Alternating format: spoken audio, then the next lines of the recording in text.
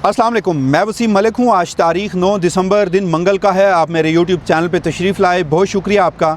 नाज़रीन, आज की इस वीडियो में 3 अहम तरीन मौज़ूआत पर गुफ्तगू करनी है। 8 फरवरी 2024 को इंतखाबात हुए, बदतरीन धांधली के इल्ज़ामात लगे।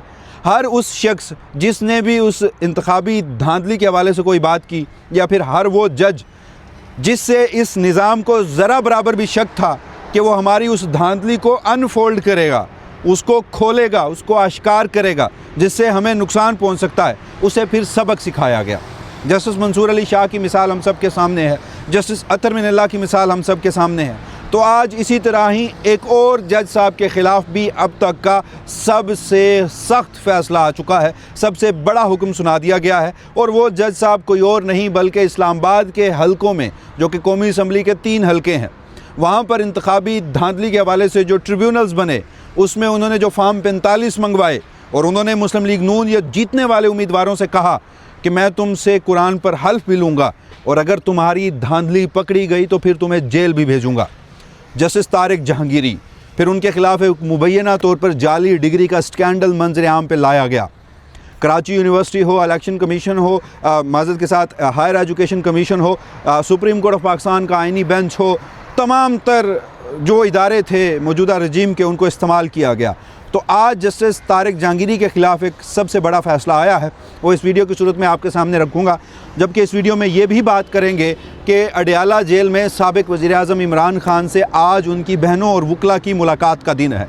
As per the norm, as per the law, as per the standard operating procedure, as per the jail manuals. मगर चूँकि DGSPR प्रेस कॉन्फ्रेंस कर चुके, वफाकी वज़रा प्रेस कॉन्फ्रेंस कर चुके, और अब तो सरेआम धमकियाँ दी जा रही हैं कि मुलाकात एक तो नहीं होने दी जाएगी। मुलाकात की कोशिश करने के लिए इमरान खान की बहनें हों, वज़ीर आला पख्तूनख्वा सुहेल आफरीदी हों, MPAs हों, MNAs हों, सेनेटर्स हों, टिकट होल्डर्स हों, या फिर पाकिस्तान तहरीक इंसाफ के कारकुन, जो भी वहाँ पर गया उन्हें निशान इबरत बनाया जाएगा। तो अडयाला जेल आज मुलाकातों का दिन, वहाँ से क्या तफसीलात सामने आ रही हैं, वहाँ पर हमारे कुछ सहाफ़ी दोस्त मौजूद हैं, उनसे मैंने वीडियो से पहले गुफ्तगू की और कुछ इन्फॉर्मेशन लेने की कोशिश की, और इस वीडियो के बाद मैं वहाँ जाऊँगा और ख़ुद आपको ग्राउंड से रिपोर्ट भी करूँगा। जबकि तीसरे नंबर पर आज ही इमरान खान के अडयाला जेल में सरकारी डॉक्टरों की एक टीम थी, 5 रुकनी, उन्होंने इमरान खान की चेकअप किया है। ये भी इतलात सामने आई हैं, ये क्या कहानी है, इन तीनों मौज़ूआत पर इस वीडियो में सबसे पहले गुफ्तगू करते हैं।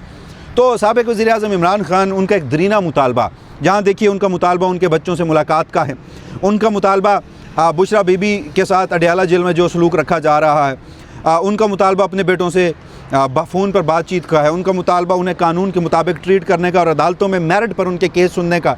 तो वहीं उन पर उनका एक और मुतालबा भी था कि उनके ज़ाती मुआलिज से उनकी मुलाकात नहीं करवाई जा रही, उनके ज़ाती मुआलिज उनका चेकअप नहीं कर पा रहे, और फिर गाहे बगाहे कयास सराइयाँ भी इमरान खान की सेहत से मुतालिक सामने आती रहती हैं।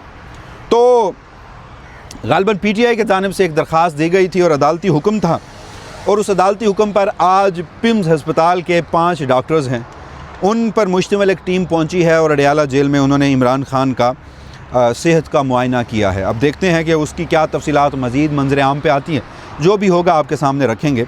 जबकि मुलाकातों के हवाले से फिर मैं जस्टिस जहांगीरी वाले मामले पर आपकी खिदमत में कुछ गुजारिशात जो हैं वो गोश गुजार भी करता हूँ।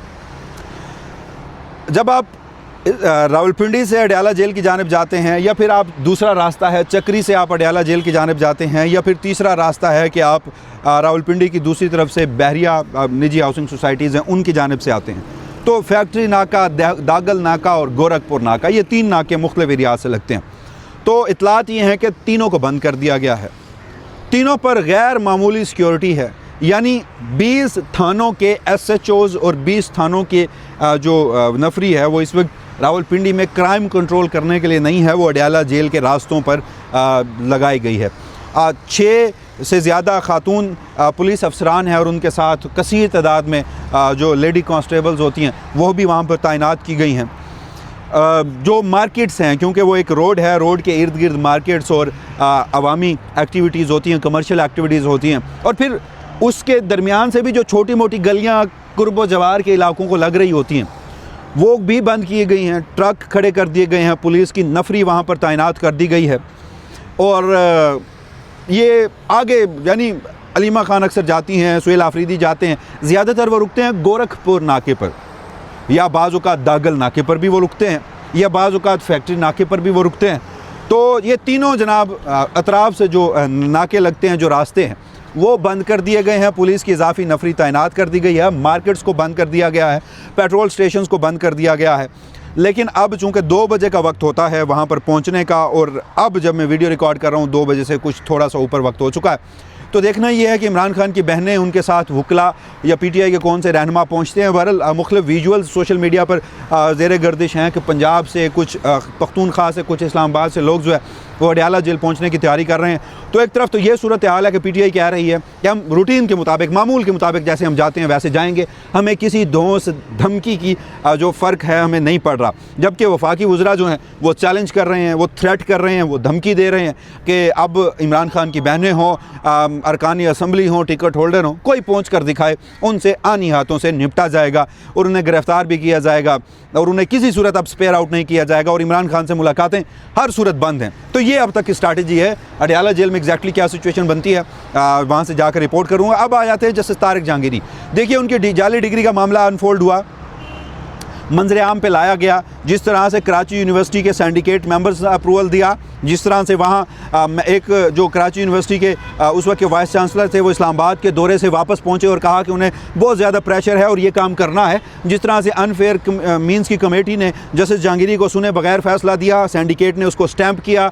जिस तरह से इसमें इस्लामिया लॉ कॉलेज का सारा मामला है, जिस तरह से सिंडिकेट के उस वक्त के एक मेंबर जो कि अब रिटायर हो चुके हैं, प्रोफेसर रियाज, उनको पहले अगवा किया गया ताकि वो सिंडिकेट कमेटी में शिरकत ना कर सकें और वहाँ पर जाकर ये सवालात ना उठा सकें, क्योंकि वो इंडिपेंडेंट माइंड रखते थे।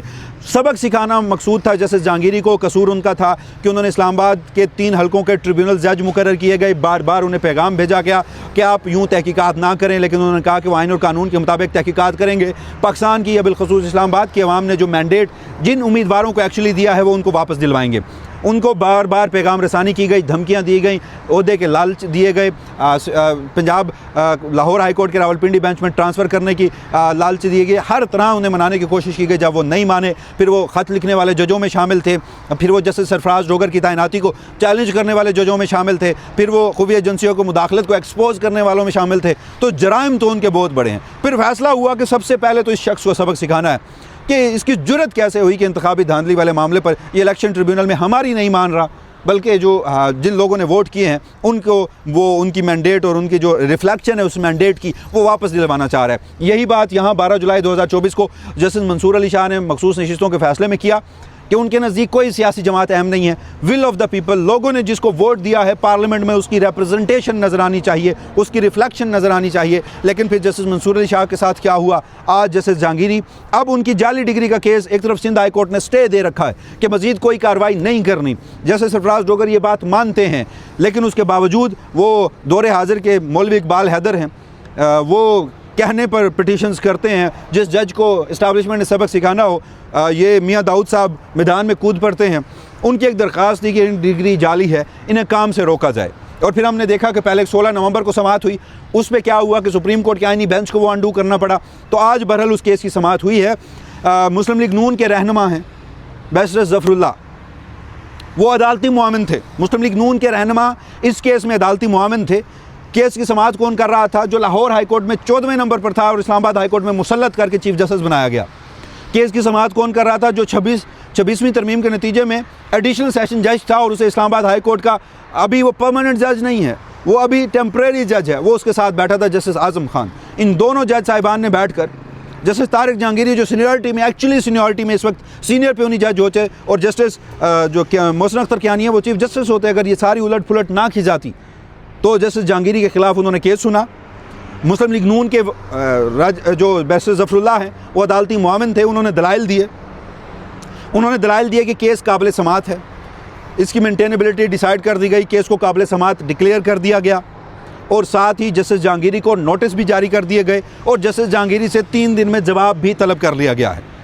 तो ये तो एक्चुअल सिचुएशन है। इससे कबल कराची यूनिवर्सिटी ने एक मरतबा फिर अदालत ने रिपोर्ट मांगी थी, वो रिपोर्ट आज के रोज़ दी और उसमें कहा कि 1989 में जैसे तारिक जहांगीरी इस्लामिया लॉ कॉलेज जो कि एफिलिएटेड है कराची यूनिवर्सिटी से, उसके तालिब इल्म थे, मगर अनफेयर मीन्स की कमेटी, उन्होंने उस्तादों को कोई थ्रेट किया था, कोई उन्होंने वहाँ पर चीटिंग की, उसके इस तरह के इल्ज़ामात थे, लिहाजा उन्हें 3 साल के लिए एग्ज़ाम देने पर पाबंदी थी। जिसके बाद जैसे जहांगीरी ने एक और नाम और एक और इनरोलमेंट नंबर के तहत 1992 तक जो पाबंदी थी उसी दौरान डिग्री हासिल कर ली। ये उनके ऊपर टोटल इल्ज़ाम है। तो यूनिवर्सिटी को अभी 40 साल बाद याद आया कि जब उन्होंने इस्लामाबाद हाई कोर्ट में ट्रिब्यूनल्स वाले मामले हों, खुफिया एजेंसी को मुदाखलत हो, जैसे सरफराज डोगर को मुसल्लत करना हो, उन्होंने इस मौजूदा हाइब्रिड निज़ाम की ख्वाहिशात के मुताबिक काम नहीं किया, अपने हल्फ और आइन और कानून के मुताबिक काम किया था। तो ये बहरहाल अब तक की सूरत हाल है। आज भी इस्लामाबाद बार और डिस्ट्रिक्ट बार की जानिब से मुखालफत की गई कि आपका केस नहीं है। एक तो बार कौंसल का केस है कि जस्टिस जहांगीरी जज बने तो बतौर वकील वो जज बने, तो उनकी अगर वकालत का मामला है तो वो बार कौंसल, इस्लामाबाद की जो बार कौंसल है वो एक रेगुलेटरी बॉडी है, वो एक उसको कानूनी आइनी हैसियत हासिल है। तो फैसला या तो वो कर सकती है या फिर फैसला सुप्रीम जुडिशल कौंसल कर सकती है।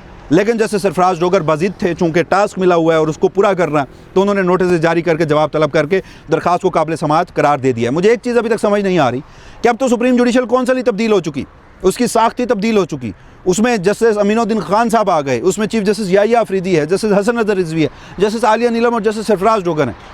उसके बावजूद भी ये मामला यहाँ पर नहीं बल्कि वहाँ पर, और जस्टिस जहांगीरी के ऊपर प्रेशर है कि वो रिज़ाइन करें। तो अब जस्टिस जहांगीरी का रिएक्शन क्या होगा, इस्लामाबाद हाई कोर्ट के दीगर 4 जजेस का रिएक्शन क्या होगा, और इस मामलात में मज़ीद क्या तफसीलात सामने आती हैं, अगली वीडियो की सूरत में आपके सामने मज़ीद गुज़ारिशात रखूँगा। तब तक के लिए मुझे दीजिएगा इजाज़त। अल्लाह निगहबान।